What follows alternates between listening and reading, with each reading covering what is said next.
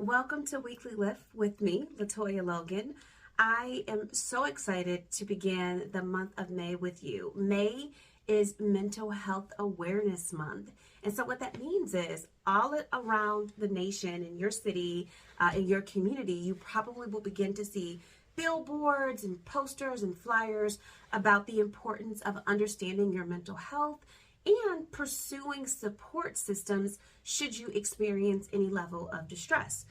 Now, that doesn't mean that just because you are pursuing a mental health provider or you're reaching out to a mental health provider that you have a mental illness that is diagnosable within the DSM-5-TR, which is our manual of diagnosis. But what it could mean is that you're experiencing life transitions, that you are experiencing some instability, or you just would like some additional support to help you deal with wherever you are in your life.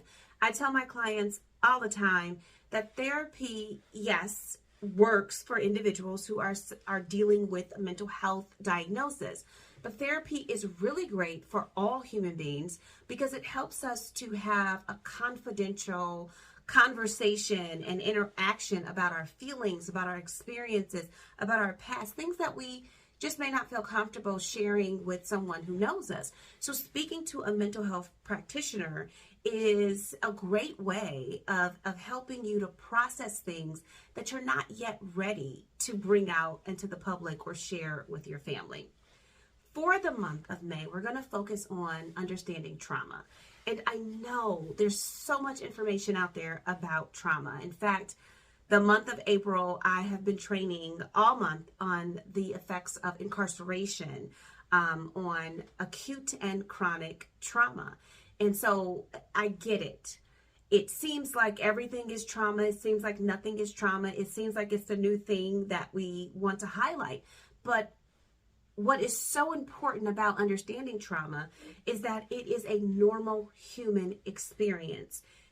Now, when we take the experience out, it is a normal human emotion, as is the case for all emotions, which, we don't do a lot of good work around educating on emotional intelligence. So it is normal to experience depression or anxiety or to feel overwhelmed, to have some compulsive thoughts at times when you are worried or you're about to enter into a new phase of your life. The thing is that we've gotten into a habit of trying to normalize always being positive, being strong, not really admitting to ourselves that we are allowed to experience all levels of emotions. And the key would be, how do we deal with those emotions? How do we manage them so that those emotions or that emotional state does not have a permanent or at least, cause impairment in our functioning. And so that is the same thing for trauma. So let's just dive on in. What is trauma? What is trauma? Well, my clients ask this often, and I tell them it's any damn thing you think it is. Trauma can be you were in a car accident, you were driving, you were in the passenger seat. Trauma can be you just went through a divorce.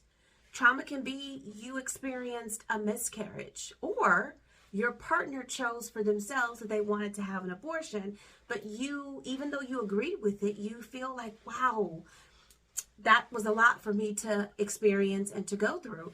Trauma's anything, because trauma, as defined by the American Psychological Association, is a distressing experience that overwhelms your normal functioning or capacity to adapt with that change. So let me say that plainly.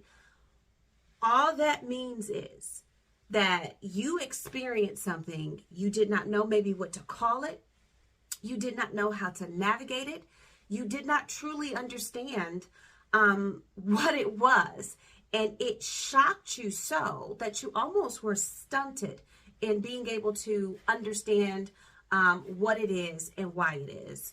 So trauma is a normal experience. It's a normal response to having been overwhelmed by an external experience or stimuli. Trauma can be sexual assault. Trauma can be a natural disaster, but trauma can also be other things as well that might not sound that expansive. So Judith Herman, who we consider to be the mother of the field of traumatology, wrote Trauma and Recovery in 1992. And in her book, she detailed that there were two types of trauma.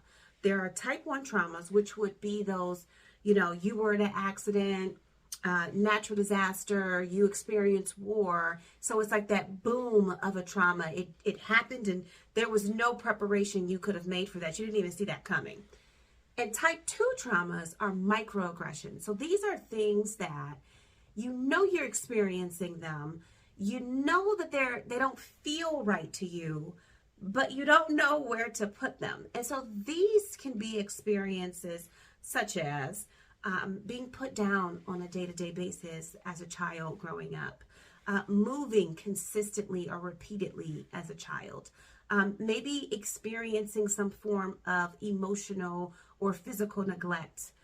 In either of those cases, that is what we would call chronic childhood trauma.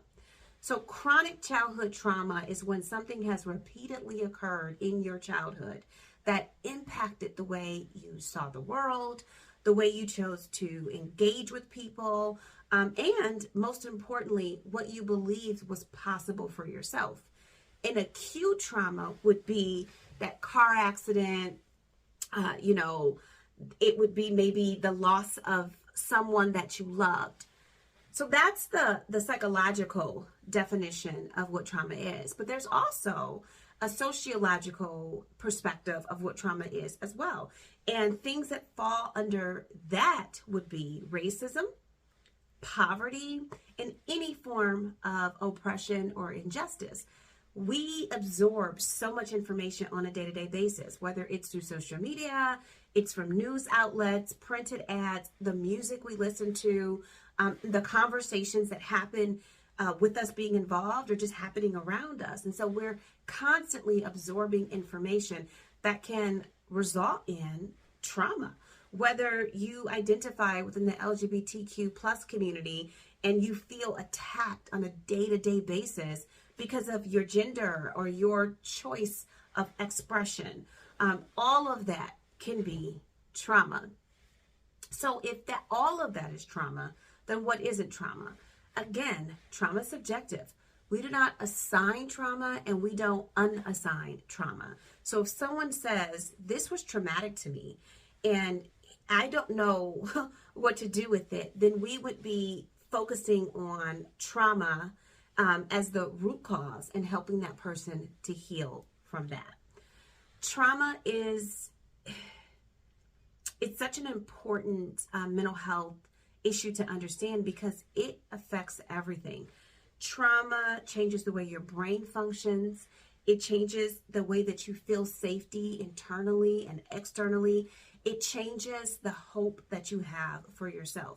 So oftentimes people who have experienced trauma, and maybe they don't have the diagnosis of post-traumatic stress disorder, but they have severe or chronic trauma, that can cause them to change the way that they would operate in this world had that trauma not existed.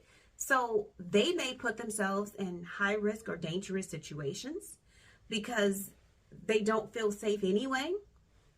And I know that can sound like, well, if you don't feel safe, why would you put yourself in a situation? Because people are just coping the best way they can. And sometimes when we experience trauma, we are pleasure seeking. So we might engage in things that would temporarily provide trauma, but of course, long term would not be an answer. Trauma changes the way that the brain processes information. And so it can read threats where there are none. So that is what we call hypervigilance. I'm looking around for threats. So you might see this as people who are like, I can't sit with my back to the door. I have to know how many exits are in a space. I need to know who's going to be there. Or I carry a weapon everywhere I go because I don't feel safe if I don't have something at my disposal that could at least assist in protecting me. Trauma can be completely withdrawing and choosing to opt out of external living and engagement. And this is why it's so important to understand your own emotional state, because if you are dealing with a trauma, then it could lead to instability on your job. It could lead to poor care for yourself physically, mentally, and emotionally. It can lead to premature death. So trauma is often associated with the Adverse Childhood Experiences Study. And this is a study that originated through Kaiser Permanente and was led by Dr. Folletti, who was looking at clients who were trying to improve their health, but were failing to comply with some of the expectations or had resorted to some of the previous behaviors that were unhealthy.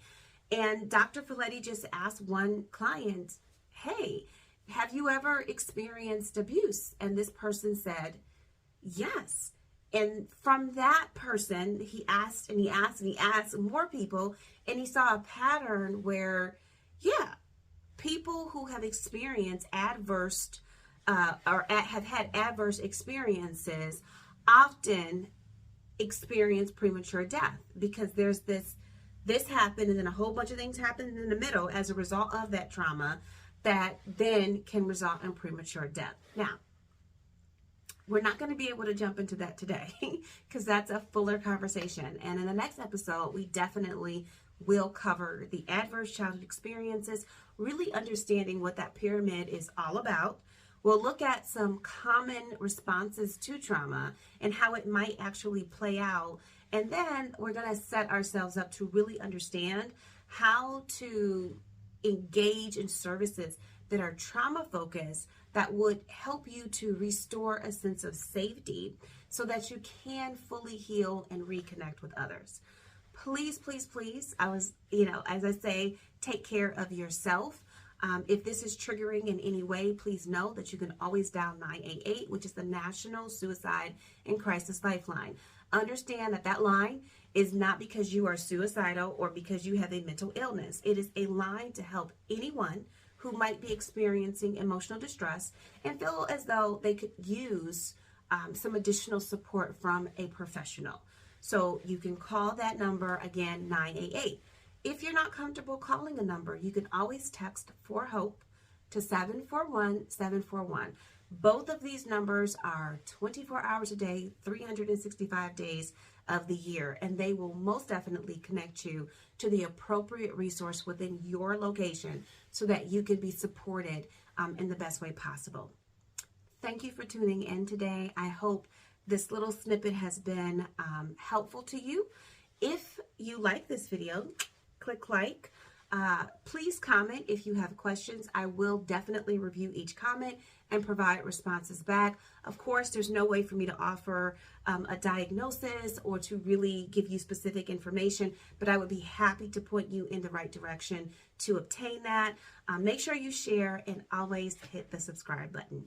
I will see you next Monday at 10 a.m.